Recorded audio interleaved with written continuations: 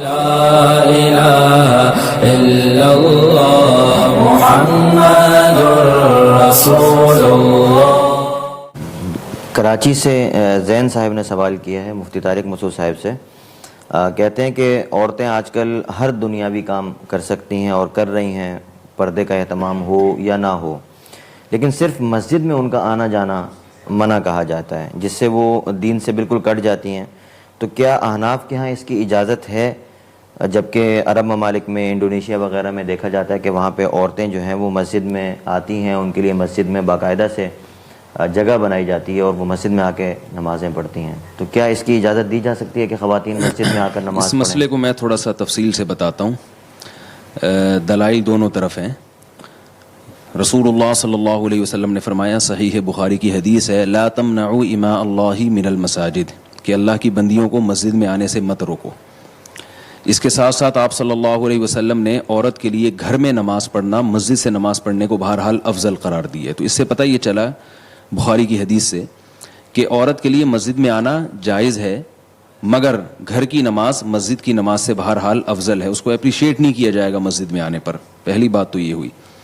اسی حدیث کی بنیاد پر جمہور علماء کا مذہب یہی ہے کہ عورت ہر نماز کے لیے مسجد میں آ سکتی ہے، اور امام ابو حنیفہ رحمہ اللہ تعالیٰ کی رائے یہ ہے کہ عورت کو فساد زمان کی وجہ سے، یعنی زمانہ چونکہ چینج ہو گیا، اس بیس پر عورت کو مسجد میں آنے سے روک دیا جائے گا۔ اور یہ روکنا بھی قرآن و سنت کی مخالفت نہیں ہے، بلکہ وہ یہ کہتے ہیں کہ بھئی ایک حدیث میں اجازت مل رہی ہے، لیکن وہ جن شرطوں کے ساتھ اجازت مل رہی ہے وہ شرطیں مفقود ہیں، خواتین ان کی پابندی نہیں کرتی، اور وہ صحابہ جیسا دور نہیں ہے کہ لوگ عورت کی یعنی اس کے احترام کا خیال کرتے ہیں، اور یہ سب چیزیں جو آج کل معاشرے میں بد نظری وغیرہ پھیل گئی ہے۔ تو اور امام حنیفہ رحمہ اللہ تعالیٰ کی یہ رائے، حضرت عائشہ رضی اللہ تعالیٰ عنہا کی بھی یہی رائے تھی۔ صحیح بخاری میں حضرت عائشہ رضی اللہ تعالیٰ عنہا کا قول ہے، لو کان النبی رأى ما رأینا لمنع نساءنا کما منعت نساء بنی اسرائیل۔ حضرت عائشہ فرماتی ہیں کہ اگر نبی ہمارے زمانے کی خواتین کو دیکھ لیتے تو عورت کو مسجد میں آنے پر پابندی لگا دیتے، جیسے کہ بنی اسرائیل کی خواتین پر پابندی لگا دی گئی تھی۔ تو آپ سوچئے کہ حضرت عائشہ رضی اللہ تعالیٰ عنہ اپنے زمانے کی خواتین کے بارے میں کہہ رہی ہیں کہ ان کے حالات اگر نبی دیکھتے تو مسجد میں نہ آنے دیتے۔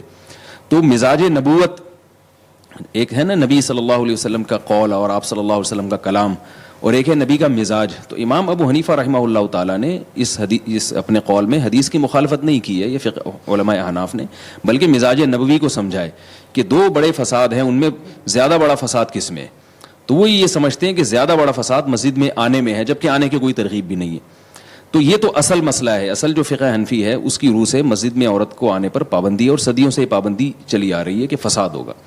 لیکن اس بارے میں میری ایک ذاتی رائے ہے جو میں فتوی کے طور پر نہیں پیش کر رہا، صرف اس لیے کہ اس اہل علم اس پر غور کریں گے۔ فتویٰ تو یہاں سے جو جامعۃ الرشید سے ریٹن میں جائے گا وہی ہوگا۔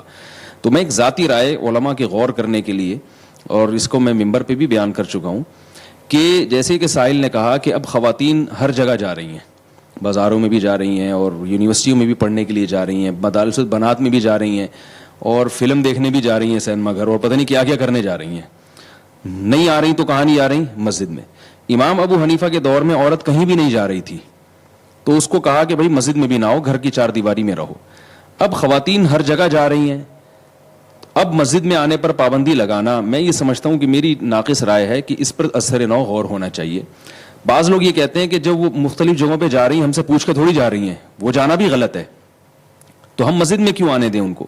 میں یہ عرض کرتا ہوں کہ ہم سے اگرچہ پوچھ کے نہیں جا رہی مگر بہرحال جا رہی ہیں، تو جو فتنہ ہونا تھا وہ ہو گیا۔ اب ایک خیر کی جگہ تھی مسجد، جو اسلاف کا دور تھا نا، اس میں عورت کو گھر کے اندر وہ خیر کی تمام چیزیں معلوم تھیں، یہ معلوم ہو سکتی تھیں جو مسجد سے جن کا تعلق تھا، دینداری تھی، اسلامی حکومتیں تھیں۔ اب عورت کو گھر میں دین نہیں ملتا، اگر کسی خاتون کو گھر میں دین مل رہا ہے تو ٹھیک ہے، وہ نہ آئے مسجد میں۔ اب خواتین کو گھر میں دین نہیں ملتا، گھر میں ٹیلی ویژن ہے، واٹس ایپ ہے، فیس بک ہے، دنیا کی ہر چیز ان کے پاس موجود ہے۔ اب اس میں جناب ان کو سارے قسم کے مختلف تفریحات کے پروگرام مل رہے ہیں، تو مسجد سے جو ان کا تعلق ہے نا وہ آہستہ آہستہ ختم ہوتا جا رہا ہے۔ آپ کہہ سکتے ہیں کہ ٹیلی ویژن پہ مذہبی چینلز بھی تو آتے ہیں، تو ٹیلی ویژن پہ جو مذہبی چینلز آ رہے ہیں ان کا بھی آپ حشر دیکھ لیں کیا ہے۔ جو مذہب کے نام پہ چینل چل رہے ہیں ان میں بھی ایک آدھ ہی بمشکل صحیح ہوگا، باقی تو وہ بھی فساد پھیلا رہے ہیں۔ تو مسئلہ یہ ہے کہ فقہ حنفی کی جو بنیاد ہے وہ یہ نہیں ہے کہ عورت پر مسجد میں آنے پر پابندی ہے، ایسا نہیں ہے، تو حدیث سے ثابت ہے۔ اصل یہ ہے کہ فساد کس میں ہے، تو فقہ حنفی میں فساد کی وجہ سے پابندی ہے. میں یہ عرض کرتا ہوں کہ اگر آنے میں فساد کم ہو اور نہ آنے میں فساد زیادہ ہو تو فقہ حنفی ہی کی روشنی میں آنے کا حکم دیا جائے گا ان کو, یعنی آنے کی حکم نہیں, اجازت دی جائے گی. لوگ یہ کہتے ہیں کہ یہ کیسی بات ہے کہ اس زمانے میں مسجد میں آنے میں فتنہ تھا عورت کا اور اس زمانے میں فتنہ نہیں ہے, یہ کیسے ہو سکتا ہے؟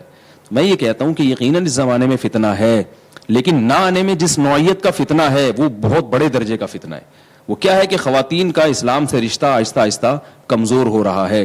آپ دیکھیں کہ جن علاقوں میں خواتین مسجدوں میں جاتی ہیں, میں نے وہاں دیکھا ہے کہ ان کا مذہب سے رشتہ مضبوط ہوتا ہے, اور جن علاقوں میں خواتین مسجدوں میں نہیں جاتی ان کا مذہب سے رشتہ کمزور ہے.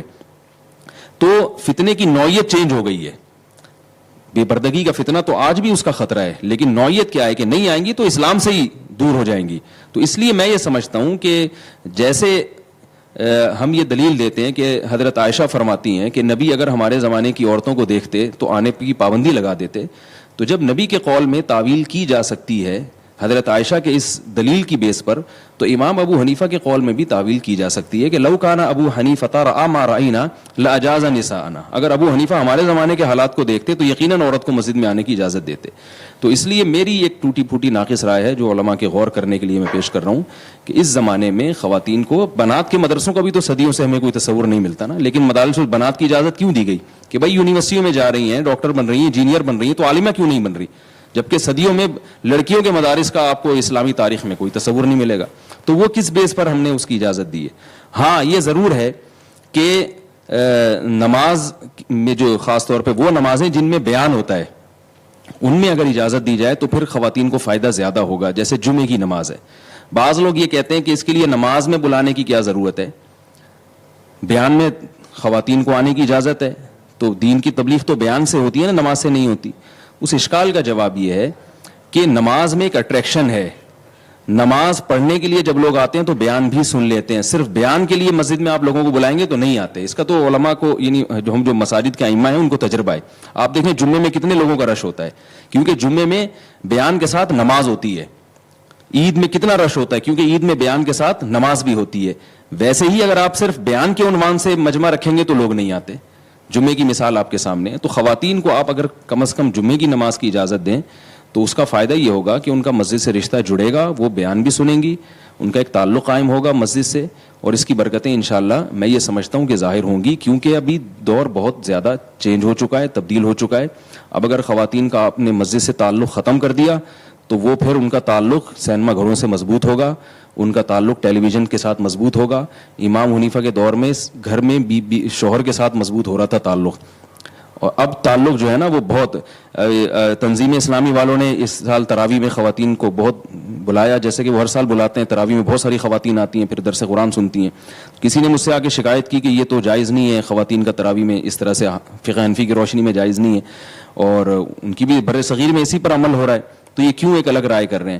تو میں نے ان سے کہا کہ اگر یہ خواتین کا اجتماع یہاں نہ ہوتا تو یہ خواتین ابھی طارق روڈ کی سڑکوں پہ گھوم رہی ہوتی, رمضان کی راتیں اس طرح سے ضائع کر رہی ہوتی. ابھی انہوں نے کسی خیر کے کام میں لگا دیا, ان کو تراویح میں لگا دیا, عبادت میں, اور ساتھ ساتھ تفسیر میں لگا دیا. تو اگر وہ نہ لگائیں تو نتیجہ یہ نکلے گا کہ وہ شاپنگ سینٹروں میں اپنے ٹائم کو برباد کریں گی. تو یہ بہت بڑی جو مجمع خواتین کا, یہ میں سمجھتا ہوں علماء کے ہاتھ سے نکل جائے گا, اور ان کے ایمان کے جو ہے نا لالے پڑ جائیں گے اگر ہم نے اس پر اثر نو غور نہیں کیا. باقی یہ ہے کہ اگر کوئی عالم یہ سمجھتا ہے کہ میری بیوی کو گھر میں پورا دین مل رہا ہے تو ٹھیک ہے, وہ کہے کہ بیگم تمہیں کیا ضرورت ہے جانے کی. میں ایک عوام کی بات کر رہا ہوں, تو یہ میری رائے ہے جس پر غور ہونا چاہیے. باقی یہ کہ فتویٰ جب تک جے ٹی آر پہ میں اپنی ذاتی رائے کے اظہار کے لیے نہیں بیٹھا ہوا یہاں, یہ جامعہ کا فتویٰ نہ سمجھیں آپ اس کو. جب تک تحریری طور پر جامعہ کی طرف سے یا کسی بڑے ادارے کی طرف سے کوئی فتویٰ نہیں آتا تو اس وقت تک اس کو میری ذاتی رائے ہی سمجھا جائے.